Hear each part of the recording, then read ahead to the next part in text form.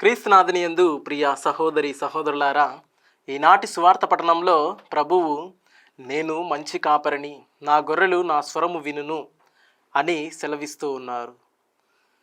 అయితే గొర్రెలు తమ యొక్క కాపరి యొక్క స్వరాన్ని పసిగడతాయి. అదేవిధంగా కాపరి కూడా తమ గొర్రెల యొక్క స్వరాన్ని పసిగడుతూ ఉన్నాయి. మరి ప్రభువు తమ గొర్రెల కోసం తన ప్రాణాన్ని సైతం లెక్కించకుండా మన కొరకు అర్పించి ఉన్నాడు. ప్రియ సహోదరి సహోదరులారా, అయితే ఈ యొక్క ఉదాంతాన్ని ఒక చిన్న కథతో నేను మీ ముందు ఉంచాలనుకుంటున్నాను. ఒక గొర్రెల మందకి ఒక కాపరి మరియు ఒక పనివాడు ఇద్దరూ పనిచేస్తూ ఉన్నారు. అయితే కాపరి లేని సమయంలో ఈ పనివాడు ఆ గొర్రెలను చూసుకునేటువంటి వాడు.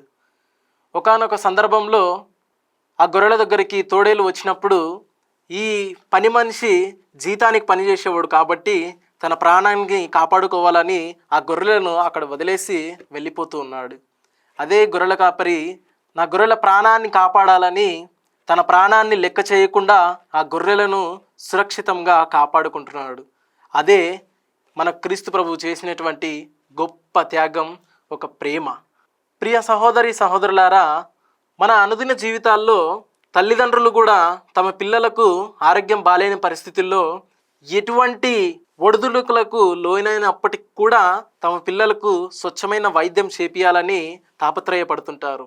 అదే పక్కనున్న వారికి ఏమీ అనిపించదు. ఇది ఒక మంచి కాపరికి సూచన.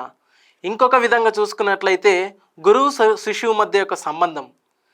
గురువు తన శిష్యుని ఎప్పుడు ప్రేమిస్తూ ఉంటాడు. తన శిష్యువు కూడా గురువులాగా అవ్వాలని తాపత్రయపడుతూ ఆ శిష్యుని తనలాగా మలుచుకుంటుంటాడు. ఇది ఒక కాపరి సూచన. ఇంకో విధంగా స్నేహితుడు. ఒక మంచి స్నేహితుడు తన స్నేహితుని కొరకు ప్రాణాన్ని ఇస్తాడట. అది ఈ విధంగానే తన స్నేహితుడు కష్టాల్లో ఉన్నప్పుడు, బాధలో ఉన్నప్పుడు తన పక్కన నిల్చొని ఎప్పుడు ఆదరిస్తూ ఉంటాడు. ఇది ఒక మంచి కాపరికి సూచన. ప్రియ సహోదరి సహోదరులారా, మంచి కాపరి స్వరాన్ని మనకు తెలియజేస్తూ ఉన్నాడు. మరి ఆ స్వరాన్ని వినగలుగుతున్నామా మన అనుదిన జీవితంలో అనేటువంటిది ఆత్మ పరిశీలన చేసుకోవాలి. ప్రియ సహోదరులారా, మనం చాలాసార్లు మన జీవితాల్లో ఇంకొకరి యొక్క స్వరాన్ని వినడానికి ఆశించము. నేను చెప్పిందే నిజము, నేను చెప్పిందే కరెక్టు, నేను చెప్పిందే తథ్యం అనేటువంటి భావనతో ముందుకు వెళ్తూ ఉంటాం. చాలాసార్లు ఇది మన జీవితాల్లో జరుగుతూ ఉంటుంది. కానీ ఆ ప్రభువు ఇంకొకరి ద్వారా తన స్వరాన్ని తెలియజేస్తూ ఉండవచ్చేమో.